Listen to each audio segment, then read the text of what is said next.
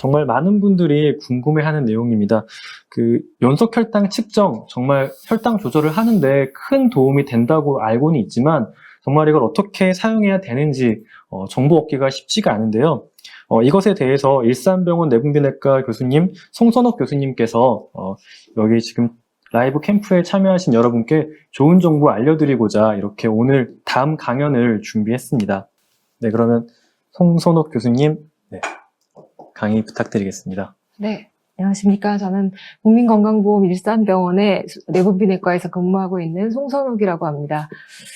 오늘 제가 말씀드릴 내용은 연속 혈당 측정이란 어떤 것인지에 대해서 말씀드릴 것이고, 아마 이 이후에 그 뒤에 강의를 들으시는 기초 정도로 생각을 하시면 될 것 같습니다. 그래서 오늘 들어오신 분들 중에는 사실 이미 더 잘 알고 계신 분들도 많으실 것 같은데요.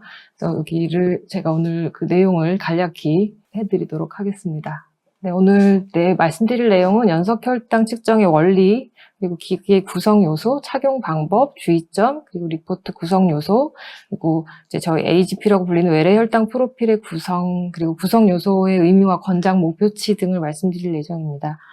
그 연속 혈당 측정의 원리를 간단히 설명을 드리게 되면, 예전에 이제 원리를 설명드리기 전에 한 가지 이제 말씀드리고 싶은 것이 혈당 변동성이라는 내용입니다. 혈당 변동성 같은 경우, 기존 혈당 측정 방식 같은 경우에는 이제 순간순간의 혈당을 측정을 하게 되고, 이제 하루에 2번, 3번 이렇게 혈당을 측정할 수 있는데요.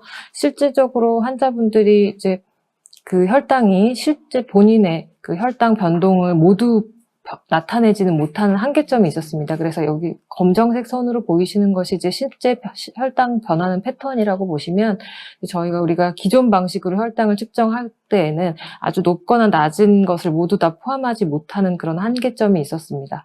그래서 이 같은 이제 A1C를, 당화혈색소를 가진 두 분이 계신데, 당화혈색소 똑같이 이제 8%라고 하더라도, 이제 혈당 변동폭이 크신 분이 있고, 혈당 변동폭이 낮으신 분이 있습니다. 그래서 혈당 변동폭이 적은 당화혈색소가 같다고 하더라도 혈당 변동폭이 좁은 경우에가 이제 당뇨병에 의한 그런 합병증의 위험도를 조금 더 낮춰줄 수 있다고 되어 있는데, 그래서 예전의 방식으로는 이제 공복 혈당과 식후 혈당, 그리고 당화혈색소, 이것으로 이제 혈당 조절의 지표로 삼았다면, 이제 최근에는 혈당 변동성의 중요성이 굉장히 인정이 되면서, 최근에는 이 혈당 변동성 메이지라고 하는 포션도 굉장히 늘어나고 있습니다. 그래서 이 네 가지를 이제 혈당 조절의 정도로 파악을 해서 이제 위험도나 이런 것들을 계산할 수 있게 됩니다. 그래서 혈당 변동성을 어떻게 표현할 수 있을까를 좀 이제 고민을 하게 됐었고요. 이제 혈당 변동이 이렇게 될 때, 저희가 목표 혈당치가 있고, 목표 혈당치 내에 들어오는 시간 구간을 측정을 하고, 목표 혈당 밖으로 위로 가거나 혹은 아래로 가는 경우에를 시간 표시를 해서 이제 병원에서 예전에는 이제 측정을 할 수 있었습니다. 근데 이제 점점 이제 환자분들이 집에서 이제 하시기는 조금 어려운 상황들이 생기게 되어서 이제 연속 혈당 측정을 조금 더 자유롭게 할 수 있으면 좋겠다고 생각이 됐고, 그것들이 요즘에 많이 나오게 되었습니다. 그래서 이제 연속 혈당 측정 기기가 이제 상용화되었고요.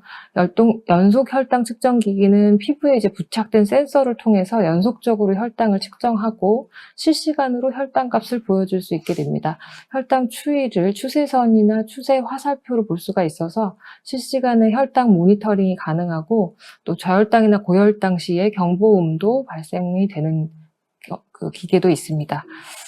그리고 이 혈당 측정의 원리 같은 경우에는, 원래는 저희는 이제 손끝으로 재는 혈당기 같은 경우에는 혈관 안에 포도당을 측정하게 되는데요. 이 혈관 내에 있는 혈당을 측정하는 것이 아니라 사실 피부 아래쪽에 있는 세포 사이사이에 있는 그 피하 조직에 있는 그 혈당의 농도를 측정하게 되는데요. 사실 실제 혈당값보다는 5분에서 15분까지 조금 천천히 반영이 되고, 그래서 혈당 변동폭이 아주 빠른 경우에는 여기 연속 혈당 측정기에서 다 반영되기가 조금 어려운 경우가 있습니다.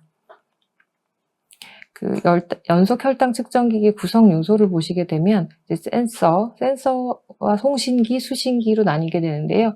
센서는 피부에 부착해서 혈당을 측정하는 그 부분이고, 송신기 같은 경우에는 무선 주파수를 이용해서 측정된 혈당 수치를 수신기로 전송을 하게 됩니다.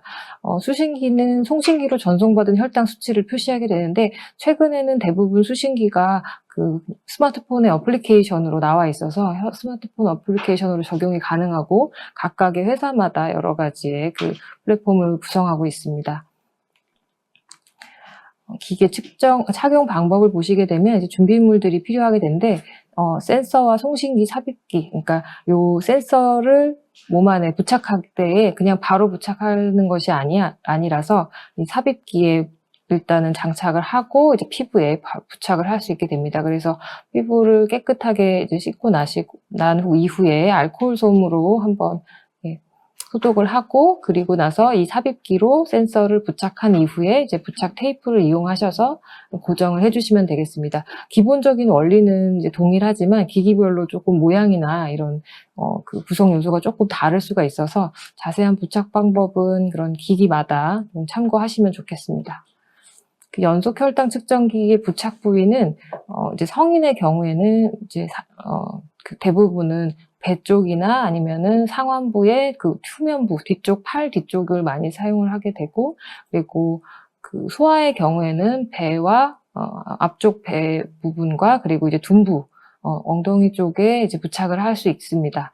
그래서 보통은 이제 성인의 경우에는 상완 뒷부분이나 벽부에 많이 부착을 하게 되는데, 허리 밴드 등이 이제 눌리지 않는 부위를 선택하는 것이 좋겠고, 일반적으로는 이제 상완 뒷부분에 많이 부착을 하시게 됩니다. 그리고 인슐린 주사를 투여하는 부위와는 가급적 좀 먼 곳에 부착을 해야 되고, 인슐린 반복 주사로 인해서 지방층이 뭉쳐가지고 딱딱해진 부위도 피하시는 것이 좋겠습니다. 그렇거나 또 흉터나 아니면 점이나 사마귀 같은 것이 있는 부분은 피하시고, 피부 자극을 줄이기 위해서 최근에 부착했던 부위와는 조금 다른 부위를 부착을 하시면 좋겠습니다. 그래서 주로는 이제 배꼽 주변에서 5cm 이상 떨어진 곳, 그리고 인슐린 펌프 주입 부위나 아니면 인슐린 주사를 놓는 부위에서 7.5cm 이상은 조금 떨어진 곳에 부착을 해주시면 좋겠습니다. 이 연속 혈당 측정 기기의 이제 주의점을 말씀드리려고 하는데요. 연속 혈당 측정기는 아까 잠깐 말씀드렸는데, 보통 예전의 것들은 이제 하루에 몇 회, 수회 정도 손가락으로 체열을 했었는데, 이제 연속 혈당 측정기로는 이제 스스로 측정이 되기도 하고, 1분에서 5분 간격으로 스스로 측정이 되기도 하고, 스캔형으로 이제 간헐적으로 측정이 되는 형태도 있습니다. 그런데 이런 경우에는 저희가 이제 그 자가 혈당을 측정해서 일부 보정을 해야 되는 경우가 있는데, 연속 혈당 측정기를 삽입한 이후에 2시간, 6시간, 또는 12시간 이후에 하는 경우가 있고, 그리고 고혈당이나 저혈당 경고나 연속 혈당 측정기 혈당 수치가 자신의 증상이나 예상과 맞지 않는 경우, 아니면은 아세트아미노펜 성분이 함유된 약물을 복용하는 경우에는 저희가 오차가 좀 생길 수가 있어서, 이런 경우에는 이제 자가혈당으로 별도로 혈당 수치를 보정을 하시는 것이 좋겠습니다. 그리고 혈당이 지속적으로 40이나 400 이상으로 나오는 경우에는 실제 그 연속 혈당 측정기에서 잘 다 나오지 않는 경우가 있기 때문에 손끝 체열을 통해서 보정을 하시는 것이 좋겠습니다. 그리고 연속 혈당기기의 또 다른 주의점 중에 하나는 아까 이제 5분에서 15분 정도 지연돼서 나타나기도 한다고 되어 있기 때문에 최대는 45분까지도 지연되는 경우가 있습니다. 그래서 예를 들면 이제 저혈당이 온 다음에 사탕이나 주스 등으로 이제 응급식품을 통해서 포도당을 섭취를 하게 되고, 그때 이제 혈당은 굉장히 급격히 상승하게 되는데, 연속 혈당 측정에 있는 포도당 수치는 굉장히 좀 지연된 상태로 나타나게 됩니다. 저혈당이 교정이 됐다고 하더라도 이제 연속 혈당 측정기에서는 계속 낮게 나오기 때문에, 저혈당을 교정한 이후에는 15분째 혈당 확인은 손끝으로 체열을 다시 해주시는 것이 좋겠습니다. 그리고 연속 혈당 측정 센서의 정확도가 좀 떨어지는 경우들이 있는데, 500mg 이상의 비타민 C나 아니면 650mg 이상의 아스피린을 복용하는 경우에 일부에서 조금 정확도가 떨어진다고 되어 있고, 센서가 눌려서 압력을 받는 경우라든지 아니면 센서 혈당 측정 범위가 일반적으로는 40에서 400이나 40에서 500이기 때문에 이 범위를 벗어나는 경우에는 정확도가 좀 떨어지게 돼서 이렇게 보이실 때에는 이제 손끝 체열로 확인을 한 번 더 해주시면 좋겠습니다. 그리고 엑스레이나 CT나 MRI 촬영 시에는 제거하시는 것이 좋겠습니다. 그러니까 이제 AGP 구성 요소라고 해서 보고서가 형태가 보이게 되는데요. 요거를 좀 말씀드리도록 하겠습니다. 요게 이제 일반적으로 보이는 AGP 보고서, 외래 혈당 보고서인데요. 여기에서 표현해주는 내용은 사용 기간, 사용 비율, 평균 혈당치, 그리고 혈당 관리 표시기, 라고 하는 GMI라는 지수가 있습니다.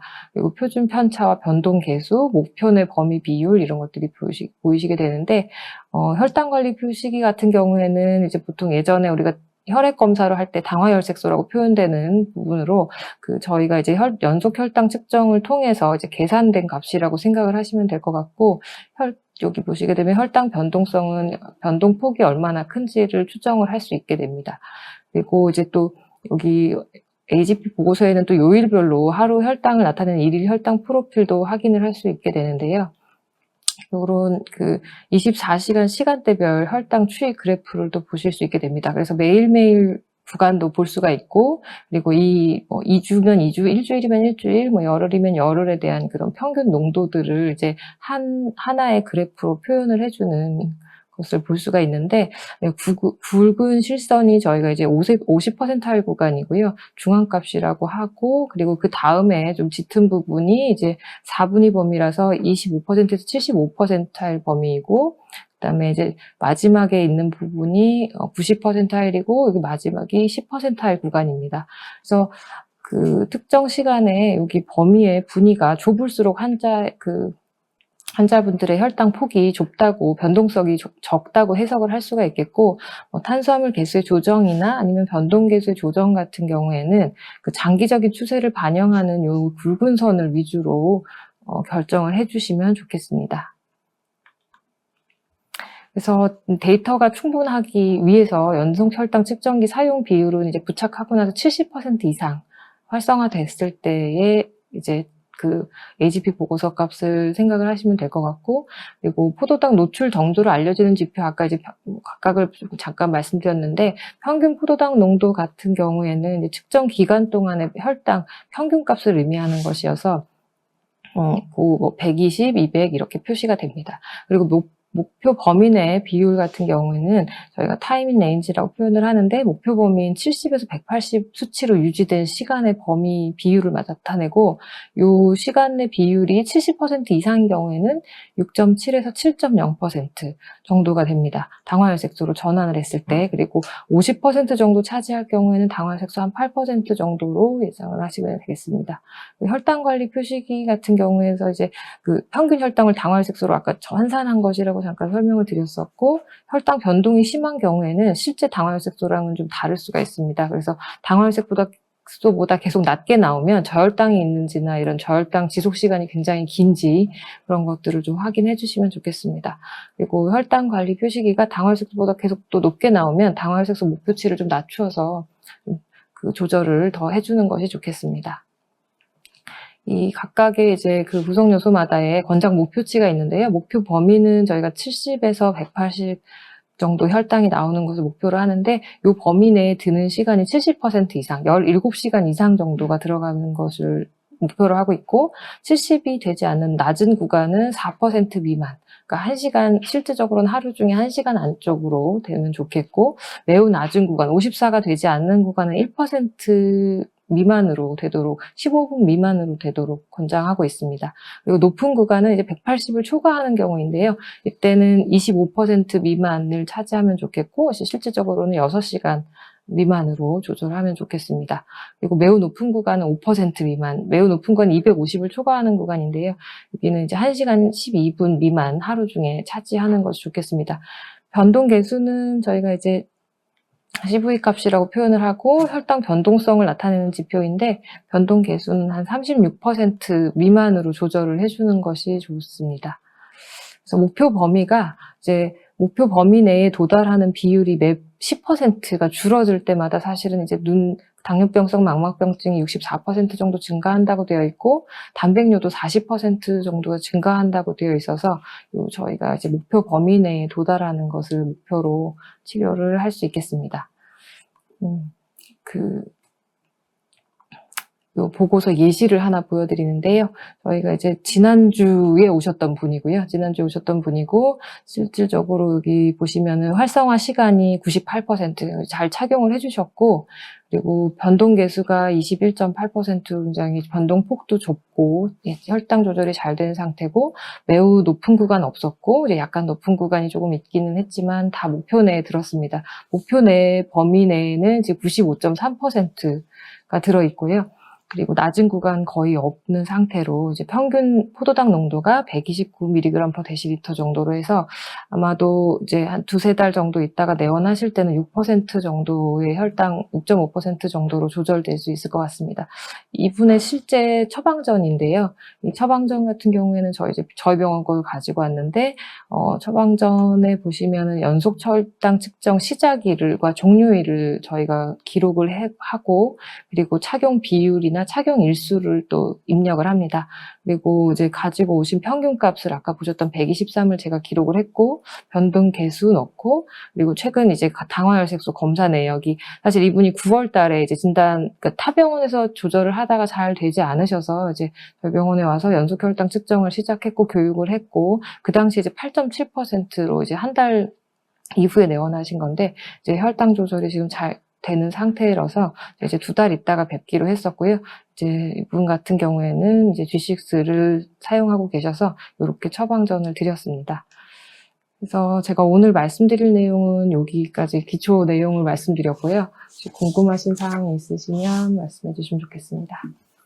오늘 강의를 너무 잘 해주셨고요. 사실 각각의 기기에서 이제 저희가 진료실에서 보고 있는 분석할 때 아까 엠브로토리 글루코스 프로파일 앱을 보여주셨는데, 사실은 그걸 일형 당뇨인 본인도 다 보실 수 있잖아요. 네, 그래서 맞습니다. 오늘 강의를 들으시면 본인의 아이디 패스워드도 좀 파악하고, 오늘 보여주신 지난주에 오셨던 분 굉장히 자랑스러운 데이터일 거라고 제가 그래서 가지고 보여드린다고 왔습니다. 생각하고 하는데, 되게 선생님들이 본인의 옛날에는 당화에서 몇 프로까지 환자분이 도달했던 게 굉장히 자랑스러워하는데, 요즘은 타이밍 레인지 95.3%면 제가 달아도 저것보다 안 좋을 것 같아요. 굉장히 자랑스러워하는 데이터를 좀 가지고 오셨을 거라고 생각하는데, 그런 거를 스스로 보시는 것도 굉장히 중요하고, 요즘 이제 저희가 클리닉의 재택 같은 걸 하면 되게 이제 저런 HP 보고서들을 많이 보여드리시니까, 혹시 이제 어떤 웹사이트 이런 걸 보시면 되는지 조금 말씀해 주시면 좋을 것 같습니다. 웹사이트는 여기 제가 오늘 가지고 오지는 않았는데, 상품명은 저희가 지금 주로 사용하는 것이 덱스콤 G6, 가디언 커넥트, 프리스타일 리브레, 엔라이트 이런 것들이 있고요.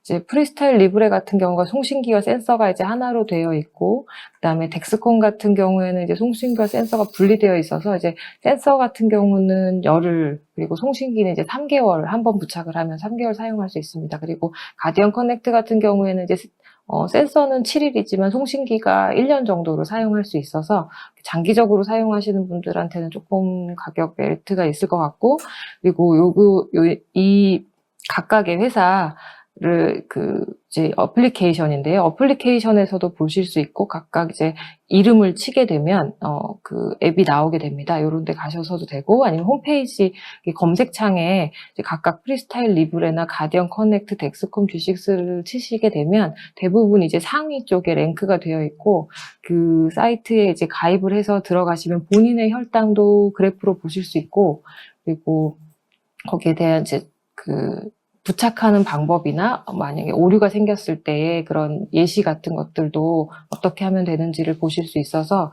참고하실 수 있을 것 같습니다. 내부에서 문중 선생님이 자꾸 질문을 시간이 지금 제가 하나만 더 여쭤보겠습니다.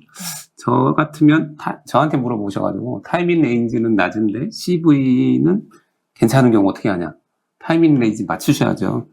그러니까 약간 고혈당만 계속 높게 되면 CV 낮게 나올 수 있거든요. 우선은 타이밍 레인지 당연히 들어와야 되고, 타이밍 레인지가 괜찮은데 CV가 높으면 저혈당 타임 빌로우 레인지라고 하죠. 저혈당이 도달을 못하는 경우들이 굉장히 많긴 합니다. 그래서 둘 다 동시에 돼야 된다 이렇게 말씀드리고요. 질문이 이제 엑스드립이 얘기가 나왔는데, 사실 이제 저희가 엑스드립을 저의 환자분 중에서 굉장히 쓰시는 분이 많아요. 몇 가지 좀 안타깝게도 생각하는 면도 있고, 우리나라에서 엑스드립이 많이 쓰이는 이유는 사실은 보험을 100% 연소혈당 측정기를 본인 부담으로 100% 다 나라에서 대주는 게 아니라 본인 부담이 한 30% 있다 보니까 이걸 많이 쓰시고 계시긴 하거든요. 이게 뭐 기능은 굉장히 좋아 보이긴 합니다. 저희가 봐도 굉장히 좋은데 사실 허가된 앱이 아니니까 병원에서 또 마음대로 봐드리기가 어렵고 굉장히 안타까운 면들이 있고요. 이게 가능한 한 비용 부담이 이제 적게 해드려서 적게 쓰실 수 있게 해드려야 되는 부분인데, 아니면 이제 거기에 아주